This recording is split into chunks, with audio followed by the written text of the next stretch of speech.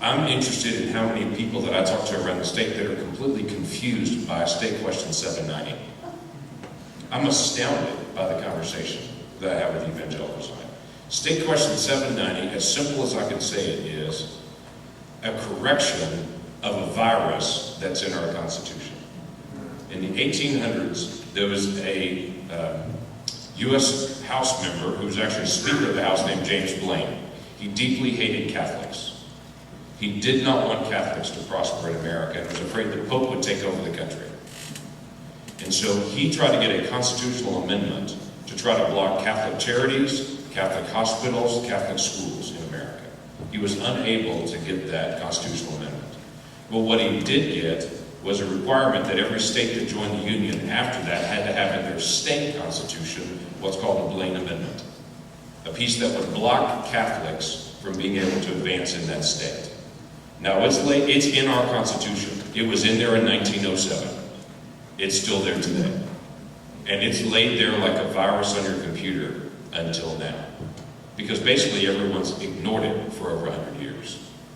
But the atheist groups, the ACLU and other groups have stepped up and have seen the states like ours that have these Blaine amendments laying there, and they're using that as a vehicle to be able to shut down the faith community. The simple way that we saw it first was on the Ten Commandments monument on the Capitol grounds. So everyone talks about it being the Ten Commandments piece. It's much bigger than that. The Ten Commandments monument was the canary in the coal mine. What they're really after is to say the state cannot partner with any faith-based groups that does adoption services, foster care services, hospitals, feed the homeless, take care of those mentally ill, any kind of faith-based school. They're trying to block and say that the state cannot partner with it. So literally what they're saying is, if there's two organizations that take care of the homeless, the atheist group is to be preferred. The faith-based group will be blocked out. Now, I would love to say that's something new. That's in our Constitution now. It's just not been challenged for 100 years till now.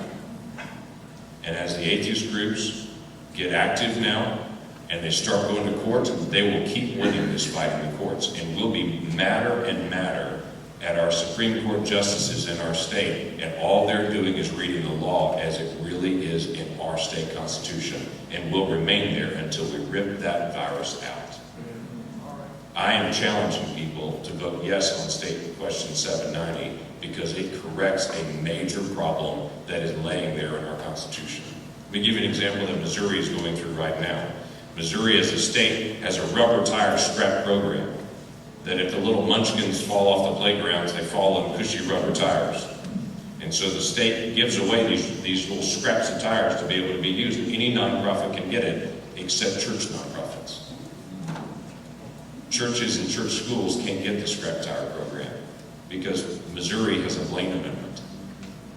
And they've said, I'm sorry, Christian kids can fall and scuff their knees, but other kids we want to help protect. The state should be blind to that. The state should not care what kid it is or what faith of that kid. But we literally have in our state constitution a bias. Now, I've heard some folks that have said to me, if we repeal the Blaine Amendment, we're going to have a Satanist monument on the state capitol. That's my favorite. Can you name a single state in America that has a Satanist monument on the state capitol grounds? Not one. It's a red herring. We have a Ten Commandments monument on our grounds not because of a declaration of our state is all Jewish or is all Christian. There is a historical connection to our state and the Ten Commandments. That's why there was a monument on the grounds. And I, for the life of me, cannot figure out why so many people are so opposed to words like do not murder and do not steal and do not commit adultery. It completely offends this generation. But for whatever reason, in our nation right now, people are becoming more and more afraid of faith. What do we do about that?